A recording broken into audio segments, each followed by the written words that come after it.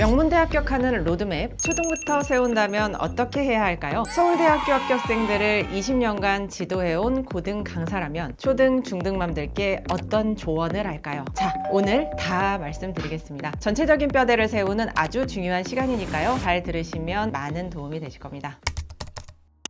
안녕하세요, 분당 강쌤입니다. 평범한 학생들의 특별한 역전 비법, 어느덧 4회차가 되었습니다. 자, 오늘은 지피지기 학습법에 대한 이야기를 드릴 예정입니다. 자, 시작해 보겠습니다. 잠깐! 강의 시작하기 전에 영상을 최대한 활용하실 수 있도록 돕는 안내 말씀입니다. 1. 매주 1강에서 2강 정도가 업로드되니 고정된 시간을 정해서 시청하세요. 2. 다음 업로드 시간까지 복습하시면서 충분히 이해하는 시간을 마련하세요. 3. 영상을 보시면서 중요한 내용은 필기하시면서 보시면 좋겠습니다. 4. 영상을 보시다가 의문이 나시는 부분들을 댓글로 남겨주세요. 영상을 볼 때 필기를 하시면요, 기억에 오래 남습니다. 그냥 시청을 하는 것과 정리하면서 보는 것은 큰 차이가 있습니다. 어떤 내용을 들으면 그것을 정리하는 과정을 거쳐야 충분히 이해가 됩니다. 계속 들으시니까요, 세뇌가 되실 것 같은데 그만큼 중요해서 앞으로도 계속 말씀드릴 예정입니다. 자, 그럼 오늘 강의 시작해 보겠습니다. 대한민국에서 입시는 전쟁과도 같습니다. 입시에서 한 발 물러서 있는 분들이라면 뭐 그렇게까지 생각하겠어? 라고 생각하실 수 있지만요, 실제로 입시 현장 한가운데 있는 제 입장에서는 전혀 과장된 말이 아닙니다. 전쟁에서 승자는 살아남고 패자는 죽죠. 싸움과 경쟁을 통해 살아남는 자는 지극히 소수일 뿐입니다. 아이들의 상황도 이와는 별반 다르지 않습니다. 사리분별도 되지 않는 나이서부터 끝이 보이지 않는 경쟁 속에 그냥 던져지죠. 완주하기조차 힘든 이 경주에서 사방에 포진된 경제자들과 싸우면서 좁디 좁은 관문을 통과하기 위해 정말로 필사적으로 움직여야 합니다. 그 관문을 통과하는 아이들은요, 손에 꼽을 정도로 굉장히 적고요, 통과하지 못한 아이들은 패자라는 이름을 뒤집어 쓰고 죽음보다 더한 고통을 맛보게 되기도 합니다. 지난 10년간 대한민국 청소년의 사망 원인 1위가 자살입니다. 그리고 학업 스트레스는 늘 주된 원인 중에 하나로 지목되고 있죠. 이런 상황 속에서 우리가 오늘 살펴보아야 하는 부분은 입시와 내 아이에 대한 정확한 이해입니다. 오늘은요, 바로 이 부분에 대해 말씀드리는 시간입니다. 대입이 전쟁이라면요, 응당 2에 맞는 전략과 전술이 필요할 것입니다. 그리고 저는 모든 전쟁에서 가장 기본이 되는 전략을 자신 있게 말할 수 있습니다.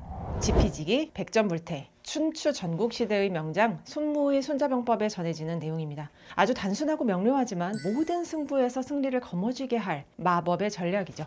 해석을 해보면요, 적을 알고 나를 알면 100번을 싸워도 위태롭지 않다는 뜻입니다. 저 역시 크고 작은 싸움을 거쳐서 오늘날 이 자리에 서 있습니다. 여기서 싸움은요, 타인과의 외적 갈등을 말하는 것이 아닙니다. 나를 둘러싼 수많은 문제와 이를 해결해 나가는 모든 과정을 말하는 것이죠. 저는 어떤 상황에 닥치더라도 지피지기 백전불태를 가슴에 깊이 새기고 임해왔습니다. 이 문장을 자녀의 학업에 대입을 해보면 다음과 같은 말로 풀이가 됩니다. 입시를 알고 내 아이를 아는 것. 이 문장은요, 대입의 처음과 끝을 관통합니다. 우리가 실패하는 이유도, 실패를 성공으로 돌릴 수 있는 방법도, 앞으로 나아가야 할 방향도 모두 들어있는 말입니다. 입시를 알고 내 아이를 알면 대입이라는 전쟁에서 저는 감히 반드시 이길 수 있다고 확신합니다. 그리고 우리는 전쟁의 승리를 거머쥐게 될 필승 전략을 세워야 합니다. 그리고 그 전략의 시작은요, 초등학생들이 후에 대입을 갈 때까지 변하지 않는 흐름 안에서 짜여져야 합니다. 이 큰 흐름에 변수가 없어야 잘못된 방향으로 나아가지 않죠. 자, 그럼 상대에 해당하는 입시부터 차근차근 그 속성을 분석해 보도록 하겠습니다. 이 영상을 보는 분들은요, 성공적인 대입, 즉 좋은 대학 입학을 목표로 하고 있으실 겁니다. 그렇다면 이것을 반드시 놓치면 안 됩니다. 좋은 대학을 가기 위해서 절대로 혼동해야 하지 않는, 아주 듣기 쉽지만 어쩔 수 없이 받아들여야 하는 문장, 바로 이거죠. 좋은 대학을 가려면 공부를 잘해야 합니다. 잠깐만요. 지금 화나서 화면 끄려고 하시는 거 아니죠? 조금만 더 들어주세요. 저희 할아버지 때에도, 아버지 때에도, 저희 때에도, 저희 자녀가 대학을 갈 때에도 변함없는 사실은 사실 바로 이거예요. 그런데 상당히 많은 사람들이 공부만 싹 빼고 다른 것에서 자꾸 방법을 찾으려 한다는 것이 1차적인 문제입니다. 봉사활동, 다양한 독후활동, 특별한 스펙, 이런 것들을 통해 성공적인 대입이라는 결과를 얻기는 어렵다고 드리는 말씀이에요. 여기서 말하는 공부는 학업을 위한 공부를 말하는 것이 것입니다. 그리고 대입을 위한 공부는요, 특히나 2024년 이후부터는 초등부터 잘 쌓아 올려야 하는 겁니다. 그렇다면 여기서 말하는 공부는 어떤 공부를 말하는 것이며 이것을 위해서는 어떻게 해야 하는지도 알아봐야 되겠죠. 이에 대해 아주 심플하지만 확실하게 좀 설명을 드릴게요. 자, 과목은요, 국어, 영어, 수학, 사회, 과학 총 5과목이에요. 학년은요, 빠르면 초등학교 4학년부터, 늦어도 중등 2학년부터는 학습을 하셔야 합니다. 수준은요, 교과서 수준은 충분히 이해가 되도록 학습하시면 됩니다. 그렇다면 이해도라는 것은 어떻게 확인을 할 수 있는 걸까요? 해당 교과서 자습서로 평가하시면 됩니다. 자습서로 해당 부분을 풀었을 때 70%, 80% 정도의 이해도가 있으면 되죠. 그리고 자습서를 혼동하시는 경우가 있어서 조금 더 보충 설명을 드리겠습니다. 서점에 가시면요, 해당 교과목의 자습서를 사실 수 있습니다. 자습서는요, 문제집과는 조금 달라요. 자습서는 교과의 내용을 스스로 학습할 수 있도록 돕는 책입니다. 문제보다는 이론 중심의 책이죠. 그리고 이론을 충분히 이해했는지 확인하는 수준의 문제가 수록되어 있습니다. 자습서로 문제를 풀었을 때 이해도가 높지 않다면 해당 부분을 다시 학습하는 것이 바람직합니다.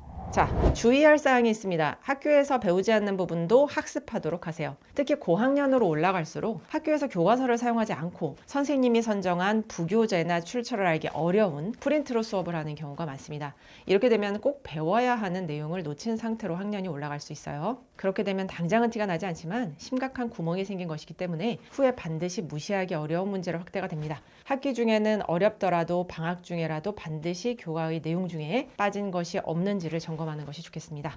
반드시 기억해야 하는 사항입니다. 변화된 입시의 방향은 명확합니다. 과거와 달리 가면 갈수록 특출난 한 과목보다 균형 있는 주요 과목 학습이 중요합니다. 수학 한 과목을 특출나게 잘하는 학생, 영어 한 과목을 특출나게 잘하는 학생이 구제받기 어렵다는 것입니다. 학생들에게 융합적, 통합적 사고력을 갖추게 하겠다는 것이 지금 현재 교육의 방향입니다. 그래서 앞으로 우리 아이들은 문과, 이과의 구분이 없는 시험도 실제로 보게 되죠.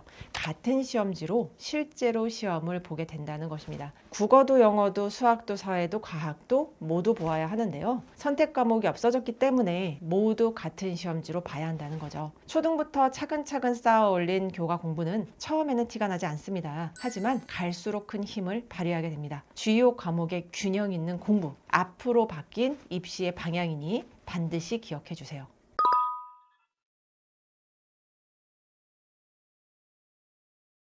가끔 비학군지라면 또 좀 수도권에서 벗어난 그런 지방이라면 이런 공부 방식이 맞는데 학업열이 치열한 학군지는 이렇게 학습하면 고등 가서 크게 고생한다, 이런 말씀을 하시는 경우가 있어요. 제가 말씀드리는 방향은 기본적으로는 수능에 초점을 맞추고 있습니다. 이게 맞습니다. 학군지의 경우 목표가 수능이 아닌 내신이라면 내신 성적 잘 받기 위해서는 이걸로는 부족해요. 물론 학군지가 아닌 지역은 대부분 수능에 초점을 맞추면 내신 성적 자연스럽게 따라오죠. 그러나 학군지는 이것만으로 부족할 수 있다는 거예요. 수능 1등급보다 학교 내신 1등급이 훨씬 어려운 지역들이 있기 때문입니다. 학군지에는 모의고사를 보면 수능 1등급이 100명씩 모여있는 학교들도 있습니다. 수능 1등급 학생들 사이에서 또 1등급에 들어야 하기 때문에 쉽지 않은 것이죠. 그런데요, 이런 학군지 지역은요, 어차피 내신으로 대학 가는 학생들이 현저하게 적습니다. 과도하게 한두 과목을 학습해서 가까스로 1등급을 받는다 하더라도 다른 주요 과목을 못 보게 되면 어차피 내신으로는 대학을 가기 어려운 것이죠. 결국에는 대입에 쓰지 못할 점수를 받기 위해 과도한 시간, 비용, 노력을 들이는 상황이 발생할 수 있다는 거죠. 물론 원하는 것이 서울대, 연고대, 일반과 정도가 아니라 그 이상,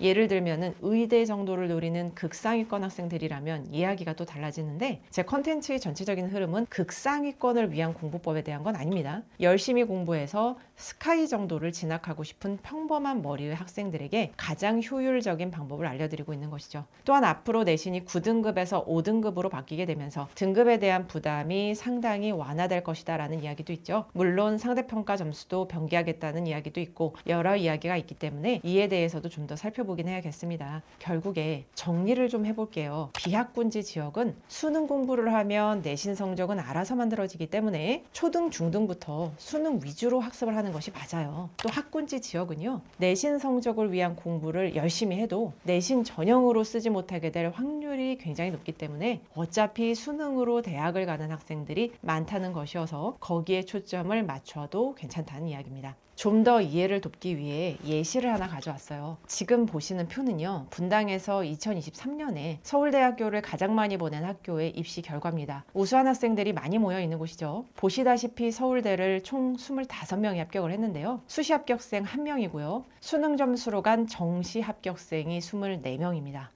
이런 현실이다 보니까요, 이미 학군지에서는 내신보다는 수능에 초점을 두어서 대입을 준비한 학생이 많습니다. 그리고 수능에 초점을 둔다면 주요 과목 교과서의 내용을 정확하게 학습하는 것보다 수능의 기본기를 튼튼하게 잡을 수 있는 더 좋은 방법은 많지 않다고 생각을 합니다. 그러니까 위에서 말씀드린 내용을 꼭 잘 이해하셔서 활용하시기를 바라겠습니다. 자, 오늘은 지피지기 학습법 중에서 입시에 대한 이해를 하는 시간이었습니다. 다음 시간에는 우리 아이를 이해할 수 있는 구체적인 방법을 드리는 시간을 갖겠습니다. 오늘 내용 도움되셨기를 바랍니다. 감사합니다.